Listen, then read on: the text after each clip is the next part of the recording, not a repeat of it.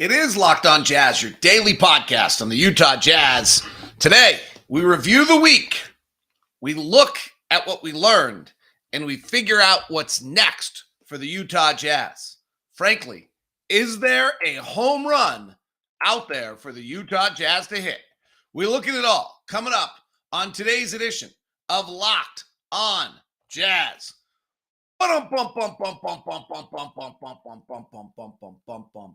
Pow! You are Locked On Jazz, your daily podcast on the Utah Jazz. Part of the Locked On Podcast Network, your team every day. I am David Locke, radio voice of the Utah Jazz, Jazz NBA insider. This is Locked On Jazz, your daily podcast on the Utah Jazz, giving you insight, expertise, geeky numbers, and hopefully make it way better to be a Jazz fan each and every day. Thanks very much for making us your first listen. We are free and available on all platforms, including YouTube, where the comment section is available for you. And the best thing you can do for this show is comment on whatever we're discussing and interact with others to promote the show. And on our podcast, if you want to put a little 5-star review, that's absolutely great. We really appreciate it. Hope you're doing wonderfully today. Happy Friday. Is there a home run to hit for the Utah Jazz in the offseason? That's really the question we're left with. Let's review what we kind of went through and learned this week and see where we sit on the Jazz. So the first discussion we had on Monday was whether or not the outlier was actually the season where the Jazz won 70% of the games. And I think this is actually the first aspect of things that you have to look at if you're Danny Ainge, Justin Zanuck, and the Jazz. And that is, like, where do we really sit? Who are we really? What is our talent level? You know, what is our roster? We're watching Jalen Brunson look really mundane all of a sudden. Okay, well, that should, tell us a little something about our roster. So did we, team chemistry wise and leadership wise and maybe coaching, underachieve what should have been a team that was winning 70% of their games and actually go and win only 50% of their game or 60% of their games? Because that's the first question. I probably side that we're a 60% win team more than we're a 70% win team. If the league got hard, the league's gotten harder. Some of our players aged. Some of our players had career years. We hit the bubble, the COVID year perfectly. Our coaching staff did a heck of a job. A lot of things came together. But I even kind of go back that whole year and kind of knew, God, if we see the Clippers, we're in trouble. So, a little bit of me on that one, I would evaluate this as, okay, we need to make some significant adjustments, not some minute adjustments. So if you believe, but if you believe that, hey, we just underachieved, team chemistry got us, we have all the pieces that are right, we should have won 70% of the games, then you're into a different evaluation. And that was the first part of the week. And any of us can fall wherever we want on this. The one thing I haven't really addressed this week, there's 2 items I haven't addressed this week. One is coaching, and the other is an evaluation of the Western Conference.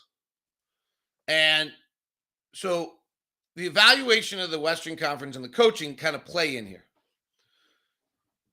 The coaching is, do you feel as though in some way the team underperformed and that Quinn Snyder is either no longer good at what he does or no longer has a voice to the team? Those would be 2 questions you'd have to ask. I'm generally going to go with 8-year body of work and look at 7 years of where I think the team overachieves. I actually would argue this will fall on deaf ears. I actually feel pretty comfortable about this.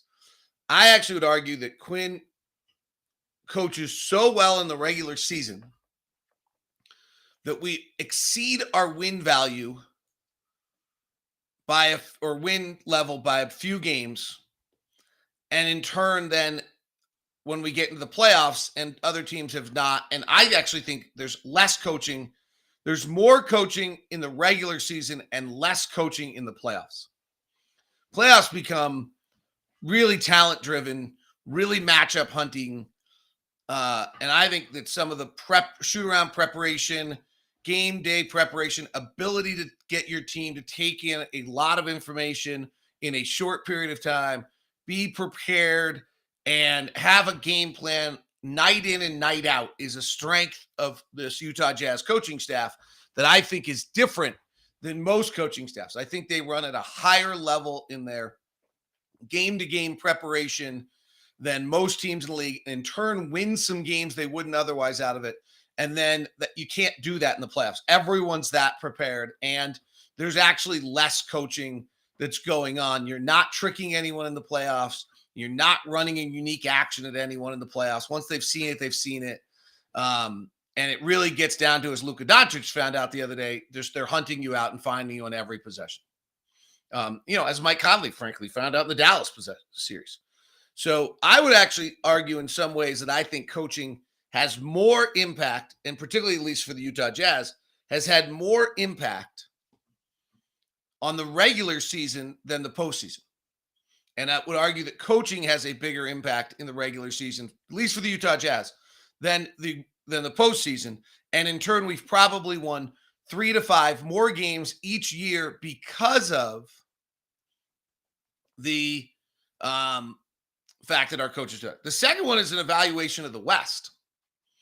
And this part goes back into where are we really as a franchise? Was the COVID year 70% win an outlier, or are we really that level of team?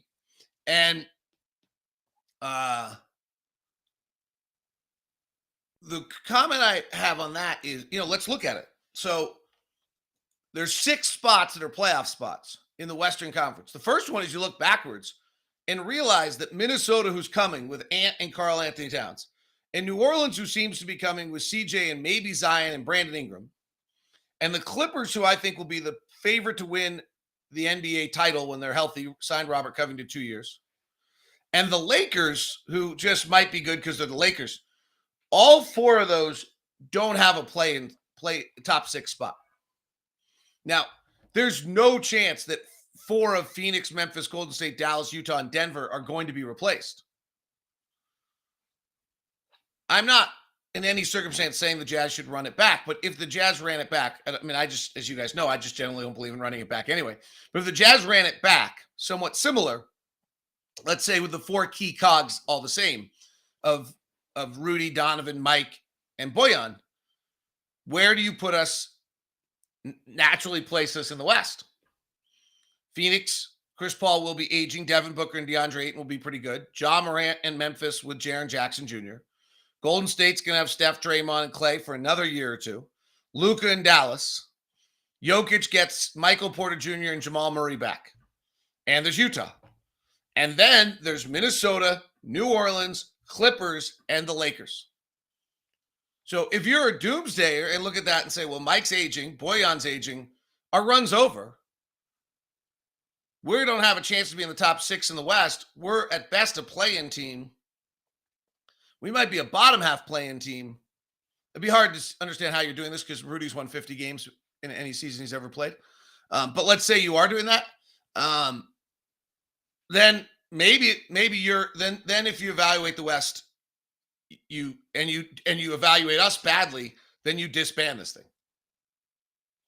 Right? If that's your evaluation, is the West has gotten so good. COVID year was an outlier for us. We're actually getting worse. Then you're into the school of let's go. Then you're actually willing to blow it up, and you're blowing it up, understanding that when you blow it up, you actually end up with an empty lot with rubble. You can build it back. It's just really hard. It's a lot of excavation that has to happen if you blow it up. So that's kind of the first status of where we sit. Is your first evaluation was where do you think, and the second evaluation, which we didn't talk about, is where do you see the West sitting? And how do we fit in that West? And then we get into a bunch of other things, which we'll continue with, which is how did other teams build their roster? And looking at what we can do next as a franchise as well. And kind of looking through the week of what we may have discovered here with the podcast. And what can we, what can our front office do better? Again, back to the coaching, because I don't want it to be that I'm dismissing that. If you think we're the COVID team and that we're actually a 70% win team and that Quinn has just simply lost his voice, then maybe that's all you need to change. If you believe what I believe, which is I think our coaching staff has given us 3 to 5 wins per regular season, then you're probably fiddling around. The other one, I'll tell you, here's where I kind of fall in some of this, and we can get into this in a second, and that deals with the leadership. And our series was the Jazz season. If you didn't join us all week, they're available. Jazz season in review was our first one we looked at. Our second one we looked at was the offensive pivot, which we'll touch back on. The third one we looked at was leadership and camaraderie. So we'll touch on those two kind of again and parlay it into what we learned from the Bucks and the Suns, and then figure out if there's a next step for the Utah Jazz. Today's show is brought to you by Murdoch Hyundai, located at 4646 South State Street, also located in Logan and in Linden. The Murdochs have been in Utah for over 80 years and have very impressively during this COVID run said simply, we are not going to charge more than MSRP. We are not going to take advantage of people who've been with us forever and been a part of the community, so they're not doing it, which is awesome. If you're looking for an electric car and you don't want to pay the running gamut of what the owner of Twitter makes you pay, check out the Ioniq. I test drove it recently. It was really great. The Palisade is the king poobah of the SUVs and just terrific. The Santa Fe, we own 2 of them, as well as I just switched from the Kona to the Sonata, and that is one special sedan. That Sonata is just awesome. They have the Sonata Hybrid. They have the Sonata plug-in hybrid as well. Check them all out. The Ioniq 5, by the way, is the full-bore electric car, which is nice right now. They're all at Murdoch Hyundai at 4646 South State Street. Today's show also brought to you by Built Bar. The granola Built Bars are out and available. A new experience from Built, 15 grams of protein. The chocolate coconut is left. The chocolate peanut butter and the white chocolate berry have sold out. I hope you jumped on them. Puffs are still available. The coconut marshmallow churro, the banana cream pie. Plus, with 100% real chocolate and 100% really delicious, there's all the regular flavors as well, which include 130 calories. All have the macros of 130 calories, 2.5 fat grams, 4 sugars, 6 grams of fiber, and 17 grams of protein. Use the promo code LOCKED15, get 15% off your entire order over at built.com. Thanks very much for making Locked On Jazz your first listen every day. By the way, I love Locked On Today. I don't know if you've listened to it yet, but it is with hockey playoffs going on, which I kind of care about and want to know. With baseball started, I kind of care about and want to know what's going on. Go check it all out. It is Locked On Today, and it's a quick 30-minute run through. The final segment's fun. It's the best take of the day across the network. Tyler Rowland of Locked On Titans went bananas yesterday on Ryan Tannehill. So it's a really fun show to put together. All right, so the next quickly, I just want to run through these things quickly. The next thing we talked about was the offensive pivot, and then camaraderie and leadership. So again, did we go too far in the offensive pivot? And that one's super interesting to me because we actually figured out how to defend a little bit against Dallas. I'm not sure we would have been able to defend Phoenix. I'm not sure anyone can defend Phoenix. If Phoenix can shoot 60% on mid-range shots, I actually think it's kind of over. Well, I don't think they can really do that forever. But all they have to do is do it at 4 out of every 7 games, and they probably can do that. So if in our offense shooting 27% from 3, I actually think is a wild outlier. And the tricky thing to this is if you're pivoting back to middle of the road, we're going to be some offense, some defense. What you're seeing in the playoffs, and we talked about this a lot around the trade deadline, if we'd gone and added one really good wing defender, let's say we added Robert Covington, who I'm not sure if he's that good a wing defender, but let's just pretend he is for the sake of the conversation. He's on our minds because he just signed with an extension with the Clippers. If we'd signed Robert Covington, And we had Robert Covington. We're either then playing Robert Covington and Royce O'Neal and Donovan Mitchell and Bojan Bogdanovic and Rudy Gobert, which might have been fine for some in a lot of people's mind. And then they're just going after Donovan. Right? Dallas has good defenders at every position except for Luka. And we watched Phoenix just go at Luka every possession the other night. And so the tricky thing here is, if you want to make this pivot, you really got to get to be like almost Dallas is as close as it gets with Bullock, Dinwiddie, Kleba. Dinwiddie's only okay. Bullock and Finney-Smith. Phoenix has got Crowder, Bridges, Booker's done a good job, CP3 and DeAndre Ayton. That's 5 pretty good defenders. Like, you actually have to start having, you can't pivot it and just add a defender. That was my point the whole time during trade deadline. You can't add a defender. That player just gets switched off the floor. And so you can, the chat room is Royce did not have a good year and is continuing to be someone people are banging on. So you get, let's say you trade Royce and you add a better defender than Royce O'Neal. We're just switching Royce O'Neal off of whoever the new guy is, off of Luka Doncic, and switching Mike Conley, Donovan Mitchell, or someone else onto Luka Doncic if I'm Dallas. I'm just switching them onto Chris Paul or Devin Booker every possession. So if you're going to make that pivot, you got to go the whole way. That's what gets really tricky there.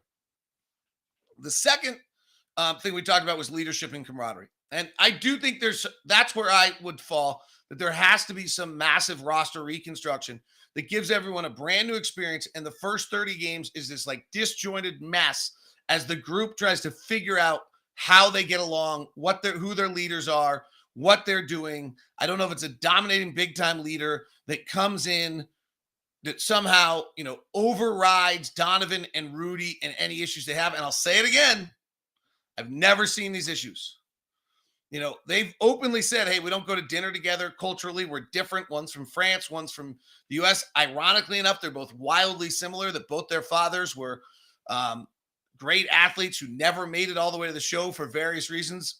Donovan's dad made it for the show professionally as he runs the Mets, I think, community relations at this point, and deserves, deserves that credit for being that, the Mets organization had a lot of players in it. And they chose this guy as the guy that out of their minor league system that they thought was such an impressive young man that they moved him into the front office. So I think give him a lot. I don't want to diminish what that means.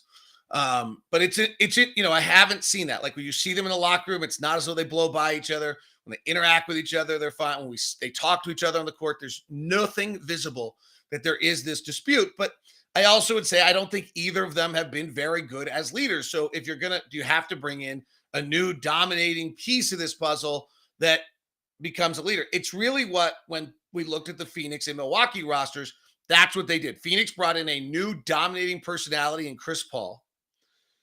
Milwaukee brought in Drew Holiday. I don't know the way that locker room works, but I'm guessing that Drew Holiday is a pretty dominant piece of that puzzle, personality-wise, while Giannis sets the standard with his just relentless work.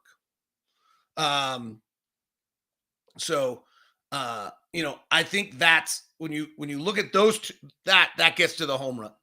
So where does this leave us? Because the question to me is, can the Jazz hit a home run?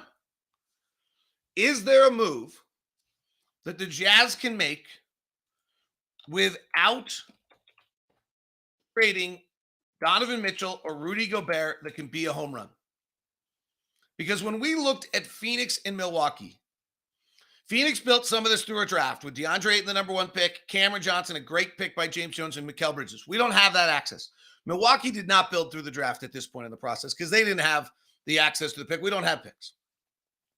What they did not do, which was really, really interesting to me when we looked at Phoenix and Milwaukee, which neither of them did, was make the trade where you trade like Mike Conley I'm making this up, but Mike Conley to the LA Clippers for Luke Kennard and Terrence Mann, and I don't know, I haven't pulled the trade machine to do 20 million, but and now I'm doing it really quickly. But you go look, and so you trade Mike Conley's 21 million for Luke Kennard Well, and Robert Covington would actually work after today. Luke Kennard, Terrence Mann, or Reggie Jackson, and we throw in Rudy Gay. I don't know. Did that work? Yep, that works. And both teams lose wins. So that's pretty good by me.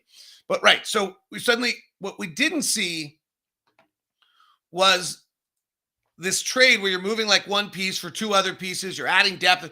That didn't seem to be the case. What you saw when you looked at how Phoenix and Milwaukee built after Phoenix's draft picks, which was different to them, and Milwaukee, was this ability to find players that had run their course on other rosters that were incredibly valuable to you, knowing your own roster, and the home run. Chris Paul, Drew Holiday, home run. So is it possible for the Utah Jazz at this point to say, we're going to trade any combination of Mike Conley, Bojan Bogdanovic, Jordan Clarkson, Royce O'Neal, Rudy Gay, Nickeil Alexander-Walker, Udoka Azubuike? I think those are all of our trade. Jared Butler, and maybe some future draft picks for a home run. We'll see what we find as we continue on today's edition of Locked on Jazz. Today's show, as we mentioned, was, by the way, I mentioned Locked On today. I also want to mention Locked On NBA Big Board is now a 5-day week show. Chad Ford has retired, does great work. And we have now taken that to a 5-day week show with some interesting young guns, a few of them out of Utah, along with the rising star Rafael Barlow. So if you're a draft nut, that's a good one for you. Also, a bunch of our talents doing amazing draft shows if you're a draft nut. Brad Roll on the Hawks does amazing stuff. Tony East over at Locked On Pacers does amazing stuff. Today's show is also brought to you by Bet Online. Bet Online, the Kentucky Derby's here this weekend. If you're going to get involved, go check it out at betonline.net. Find all the latest sports development league reviews and news, including basketball playoffs, Major League Baseball, and this week's Run for the Roses. Locked On Today, by the way, has an interesting little snippet on the Derby. If you want to check it out, Bet Online is continued source for all your sports wagering information, live betting, playoff esports, and more. It's Bet Online where the game begins. If you want to get in on the NBA action this weekend, here is what we have for the odds for the 4 NBA games that are coming. The Warriors are back at home against Memphis. And I believe we're a 6-point favorite, but don't hold me to that because right now it's not coming up for me. So I'm going to pause and pivot unless I can find this really quickly for you. Nope. No NBA games are up on my board for some reason right now. All right. That is Bet Online where the game begins. So is there a grand slam? In Atlanta, I don't think there is, unless you think John Collins is that grand slam. Would Atlanta want to get off John Collins' 5-year, $23 million deal? They would not want Mike Conley. They have Trae Young, but he's only making $23 million. You could do this in a bunch of different forms. Is John Collins a grand slam or just a home run?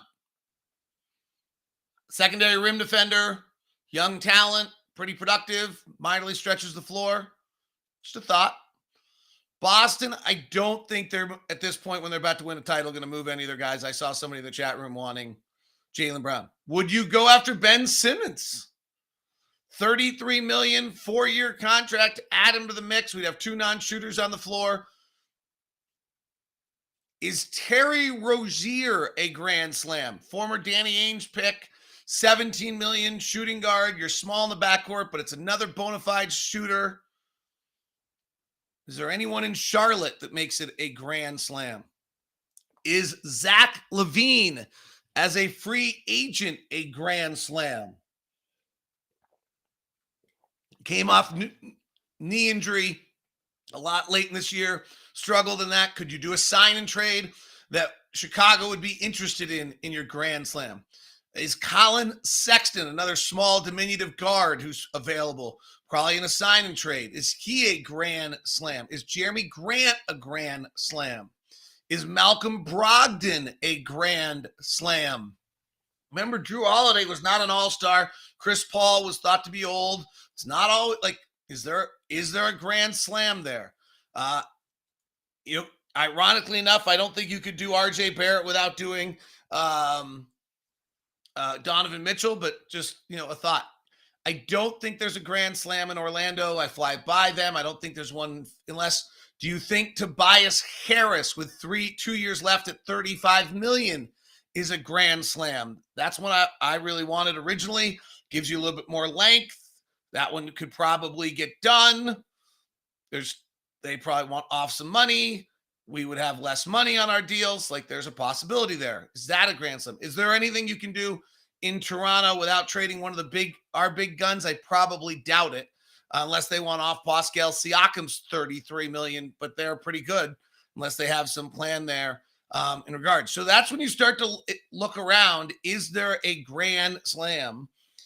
I wouldn't play around with this, but if we're just shooting for the moon, do you do anything with Kristaps Porzingis' $31 million and put Kristaps Porzingis and Rudy Gobert on the floor together? Ha! Score on us now. They need a point guard pretty badly. They don't have a point guard. Howell Neto was their point guard last year. He's a free agent. They did Thomas Satoransky's a free agent. They desperately need a point guard.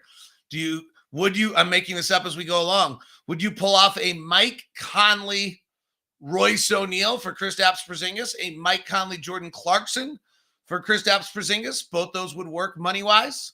There's a lot that comes with Kristaps Porzingis. It spreads the floor. It gives you two centers. It's pretty interesting, actually. Like, that's shooting the moon. That one has me, like, wildly intrigued here. I don't think that could work. But Kristaps is basically a 7'4" shooting guard who would be a secondary rim defender.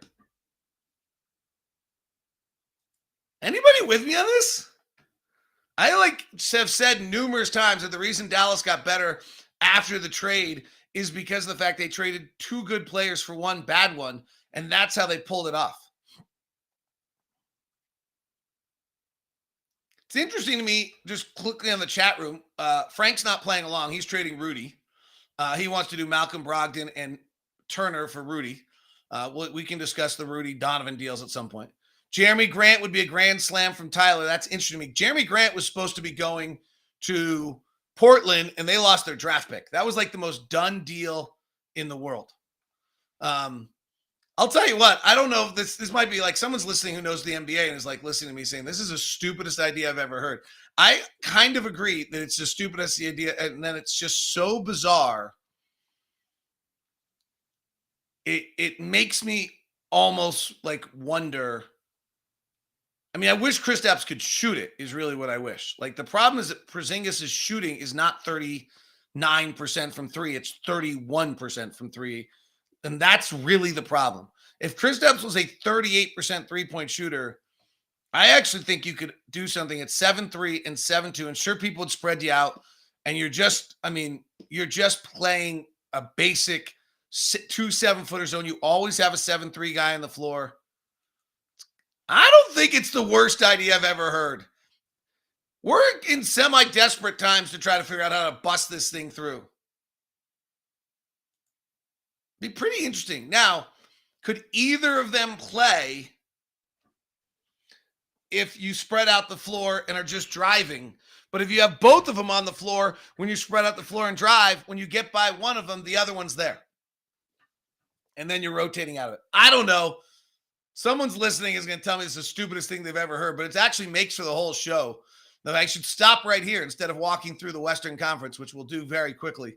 But that, to me, there's some interest there. That was our Eastern Conference run through possible home runs. The West is going to be hard to go get a home run because Dallas, Denver, Golden State, unless you think Andrew Wiggins is, aren't trading any of them. Clippers aren't trading their guys. You're trading them Mike Conley because they desperately need a point guard. You're taking back Reggie Jackson and some other player, and you think you get better that way. Russell Westbrook? You willing to do Russell Westbrook to try to bust this thing through? My answer on that's generally no. But Kristaps has been about as inefficient on points gained at times as Russell Westbrook has been. Russell Westbrook plays hard. Phoenix, Portland, everybody wants Dame. You could have two of the least good on-ball defending guards in the league. I mean, here's the one is if Portland just wants off Dame, can you get Portland to do Mike Conley, Bojan Bogdanovic, for and a bunch of draft picks for Damian Lillard. And then we come out with Donovan, Dame, and Rudy. People are going crazy for that idea. I actually think he might win more with Kristaps. I doubt it. Dame's good.